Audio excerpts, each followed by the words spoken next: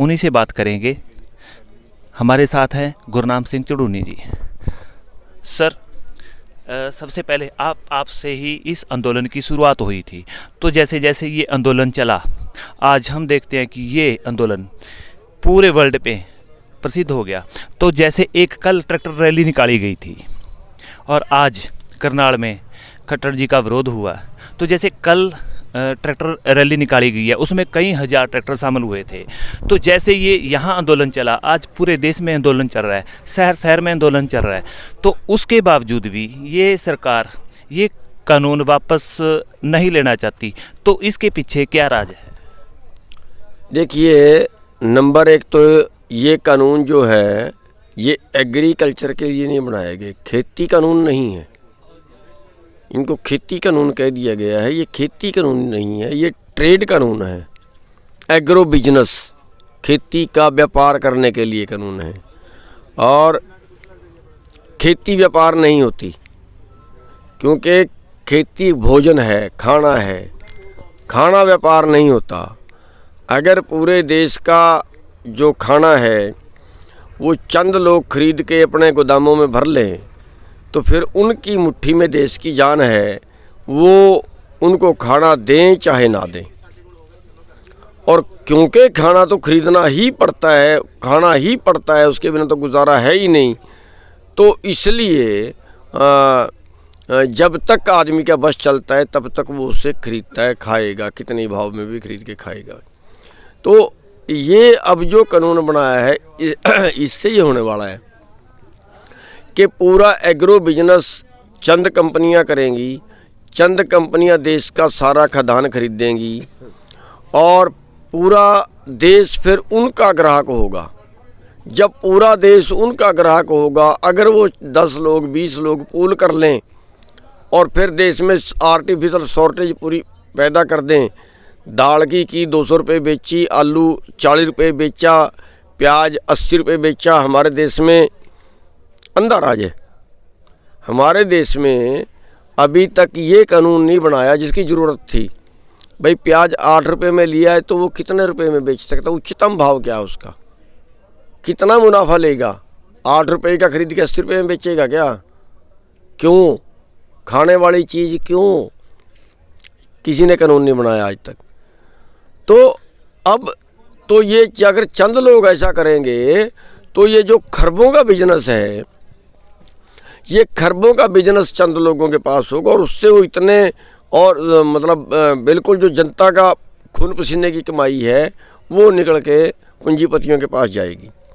जबकि हमारे देश में होना उल्टा चाहिए, क्योंकि हमारे देश की जनता गरीब जनता है और हमारा देश अमेरिका नहीं है। एक बात समझने काबिल है, अमेरिका में बच्चा पैदा होता है पहली सांस से लेके और आखिरी सांस तक, चाहे वो 100 साल का हो के पूरा हो, तो उसकी ज़िंदगी की जो ज़रूरतें हैं, जो जिंदा रहने के लिए उसको चाहिए, वो सरकार देती है। उसकी जिम्मेवार है सरकार, वो कुछ करे ना करे। लेकिन यहाँ ऐसा नहीं है। यहाँ कुछ करे चाहे ना करे, यहाँ तो करके भी गुजारा नहीं है। यहाँ पे मतलब छोटे खर्चे से लेकर और बड़े खर्चे तक आदमी खुद का जिम्मेवार है। और यही कारण है कि यहाँ पे लाखों लोग भूखमरी से का शिकार हैं। जैसे आज से कई साल पहले देखा कि एक ना डिमांड आई है हमारे किसानों की तरफ से, पब्लिक की, जो स्वामीनाथन रिपोर्ट है वो लागू की जाए। वो तो लागू की नहीं, और जो ये कानून है ये बड़ी जल्द पास कर दिया, जबकि ये कोरोना चल रहा था, किसी की जो विरोधी तिर है उससे भी नहीं पूछा गया। तो इसके पीछे क्या राज है? देखिए, जो स्वामीनाथन रिपोर्ट है उसका हम मांग रहे थे भी, उसका जो फार्मूला है उससे भाव दिए तय किए जाएँ C2 + 50%। अगर C2 + 50% रेट देते हैं तो उदाहरण के तौर पे धान का लें तो 600 रुपये रेट और बढ़ता है, जो आज मौजूदा रेट है। अब वो तो गया बाढ़ में, वो तो बहुत दूर की बात रहेगी। उसके अलावा मैं आंकड़ा आपको बता देता हूँ कि हमारे पास 23 फसलों का MSP तय करते हैं। करीब 600 फसलें हैं देश में, जिनमें से केवल 23 फसलों का MSP तय करते हैं। और 23 फसलों का जो MSP है वो C2 के हिसाब से नहीं है, A2 के हिसाब से, A2। तो जो भाव इन्होंने अपनी मर्जी से तय किया, सारा शोषण करने के बाद, खर्चे कम गिनने के बाद जो तय किया, उसके हिसाब से इन 23 फसलों का 17 लाख करोड़ रुपया बनता है, जो किसानों को उसका भाव न्यूनतम मिलना चाहिए, एक न्यूनतम, कम से कम।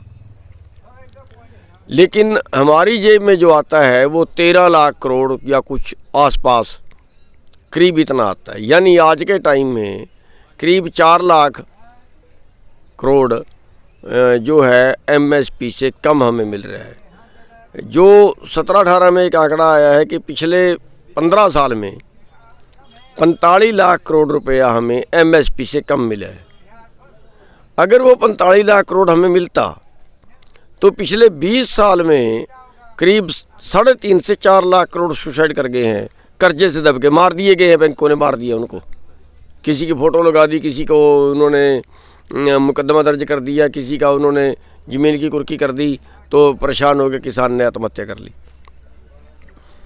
लेकिन अगर वो पैसा अगर हमें न्यूनतम भी मिलता तो भी वो किसान ना मरते, क्योंकि जो कर्जा है हमारे ऊपर वो करीब 7 लाख करोड़ के करीब है, अगर एग्रो इंडस्ट्री का अलग कर दें।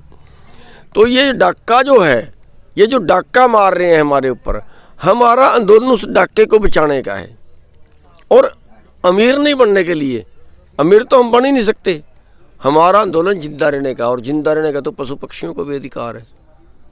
हम तो इंसान की जूनी में हैं, इंसान की जूनी में हमें जिंदा रहने का अधिकार नहीं। हमारी लड़ाई तो जिंदा रहने की है। बीमारी से मर रहे हैं, अरे मतलब बिल्कुल एक गजब है। एक आदमी 1.5 लाख रुपए तनख्वाह ले रहा है, उसके परिवार में उसके घरवाले को बच्चा पैदा हो तो भी सरकार इलाज कराती है। 108 तरह के भत्ते ले रहे हैं तो सरकार इलाज कराती है, सारा काम सुविधा है।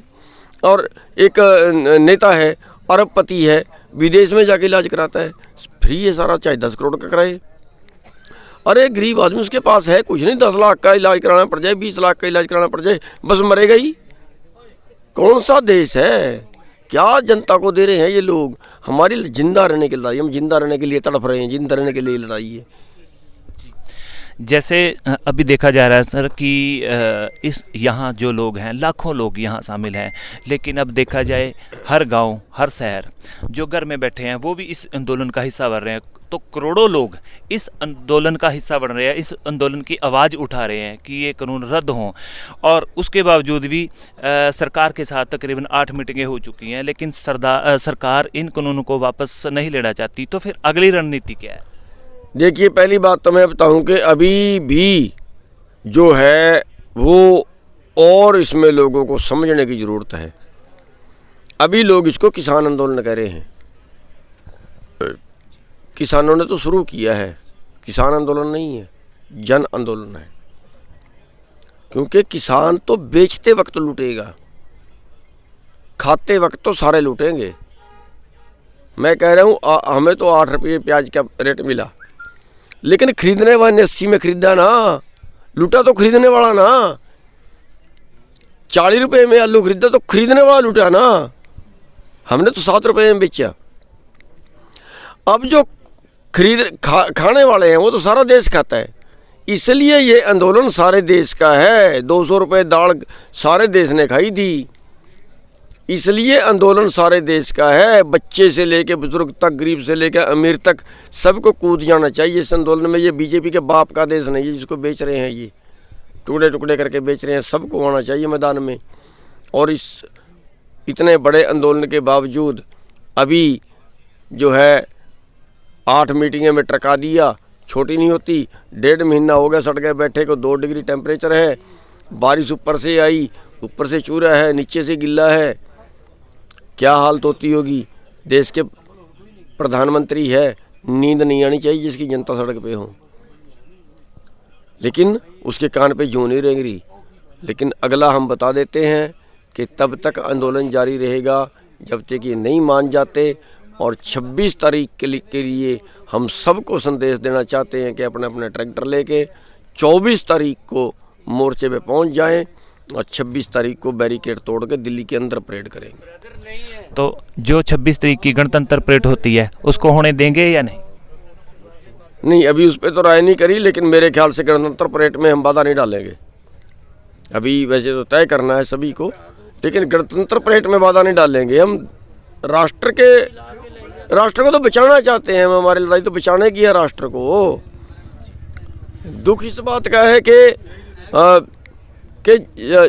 जिन लोगों ने देश को आज़ाद कराया